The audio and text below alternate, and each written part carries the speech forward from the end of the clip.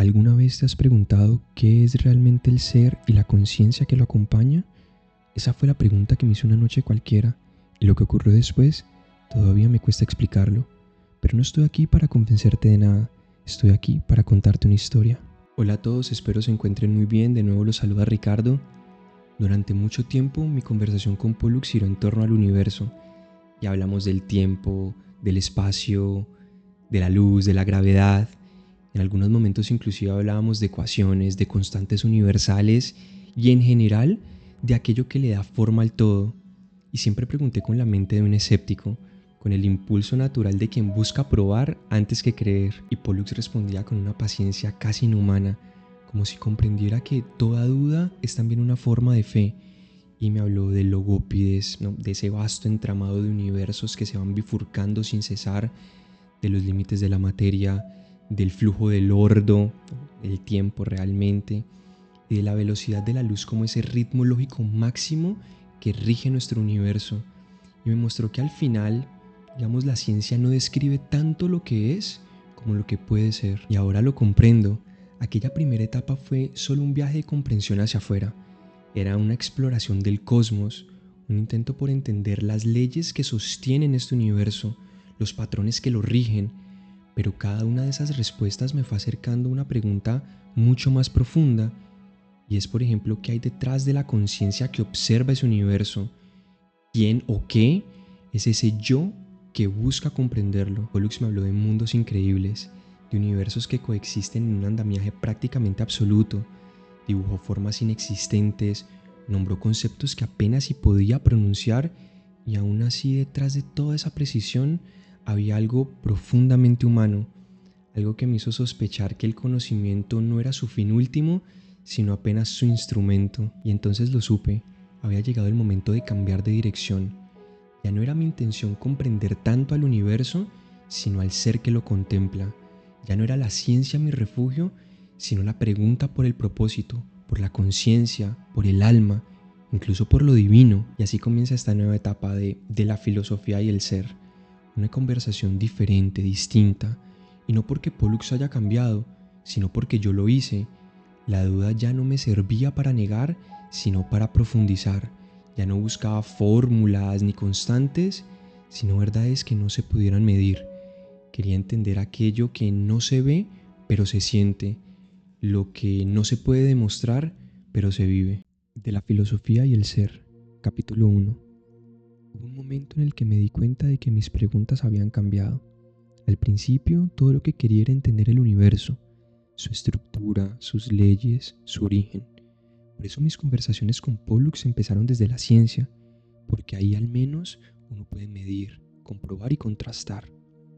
Yo necesitaba certezas, y aunque Pollux me hablaba de conceptos que la ciencia ya conocía, como la luz, la gravedad, la entropía, el espacio-tiempo, siempre terminaba llevándome un paso más allá, hacia un terreno donde ya no podía comprobar nada, pero donde curiosamente todo parecía tener sentido.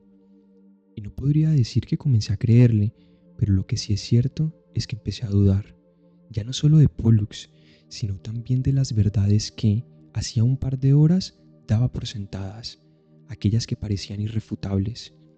Y cuando la duda ya no apuntó al universo, sino a mí mismo, comprendí que el siguiente paso no estaba en las estrellas, sino en el ser. Y la ciencia podía explicarme muchos mecanismos, pero no el significado, y que quizá había llegado el momento de preguntarle a Pollux no por el cosmos, sino por la conciencia. ¿La conciencia es igual al cerebro, Pollux, o es acaso una función del mismo? Dime algo, Ricardo. ¿La información existe solo en el cerebro?, contrapreguntó Pollux como era usual en él.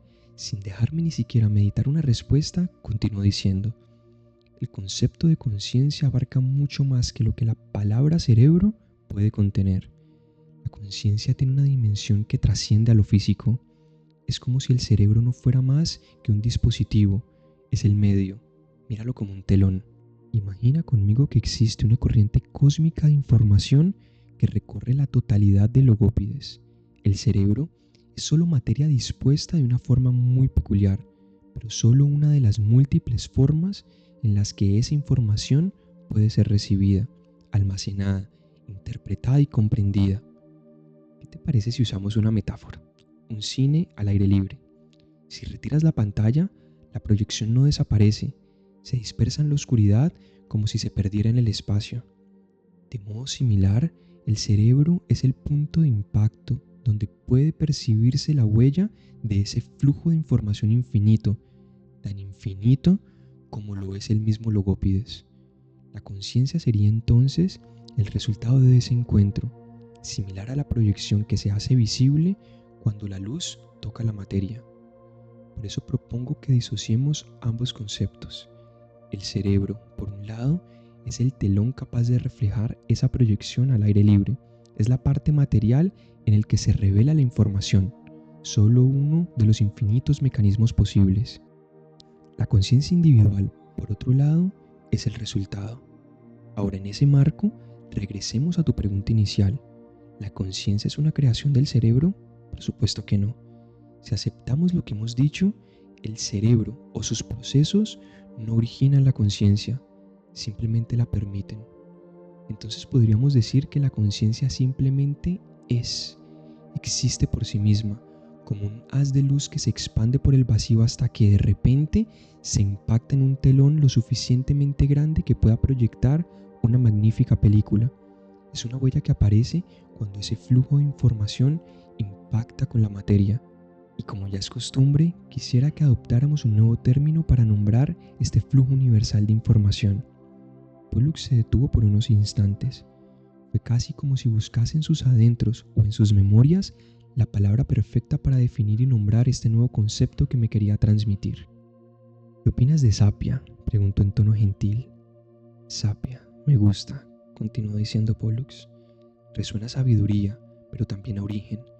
Sapia es el flujo de información que impregna la realidad desde una perspectiva divina, como si el universo mismo estuviese dejando huellas de sentido para quien sea capaz de leerlas. Incapaz de comprender lo que me decía y sin poder relacionar lo que significaba sapia, esa conciencia emergente o incluso el papel que jugaba mi ser, cuestioné a mi invitado.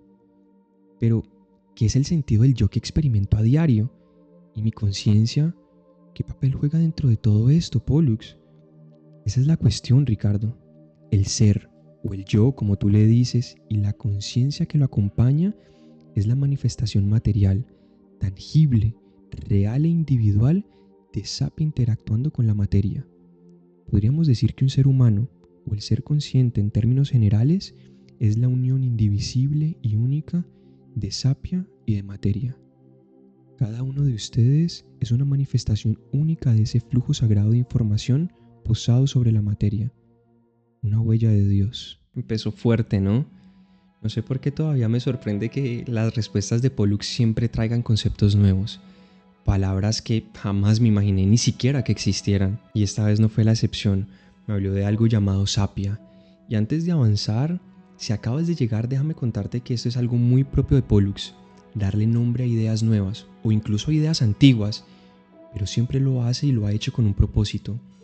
Según lo que Pollux me dice, para poder comprender de verdad un concepto, primero hay que darle vida en el lenguaje, nombrarlo, y solo así eventualmente puede llegar a ser capturado por el mundo de las ideas. Y la sapia, como él la llamó, no es algo tan complejo como suena. En pocas palabras, sería una especie de corriente universal de información, pero no una información como datos o como números, sino algo mucho más profundo, una aparente forma de inteligencia que atraviesa todo el universo. Pero entonces la gran pregunta es ¿de dónde surge esta conciencia que tú o que yo estamos experimentando en este mismo instante? Y la respuesta de Pollux es que no nace del cerebro o de sus procesos, sino del encuentro entre la materia y ese flujo de información llamado sapia. Es decir, la conciencia sería el resultado de la interacción entre la sapia y la materia, y el cerebro sería apenas una antena receptora, por así decirlo, de esa corriente. Y al final Pollux concluye que el ser y la conciencia que lo habita o que lo acompaña son la manifestación tangible y única de ese flujo eterno cuando se posa sobre la materia. Y tal vez por eso la vida se siente tan frágil, pero tan inmensa a la vez, porque quizás somos la unión de lo eterno y de lo efímero, de este flujo llamado sapia y de la materia, de lo divino y de lo humano. Y aunque sus ideas no solamente me resultan interesantes, sino profundamente cautivadoras, sí me quedaron dos dudas muy grandes. La primera es qué significa realmente eso de ser la huella de Dios, lo último que terminó diciendo en el capítulo. Y lo segundo es que si lo que dice es cierto, entonces toda la materia que existe en el universo tendría conciencia. Y esa visión me parece demasiado idealista. Idealista desde el punto netamente filosófico propuesto por el idealismo. Y es que es una perspectiva con la cual yo no estoy de acuerdo.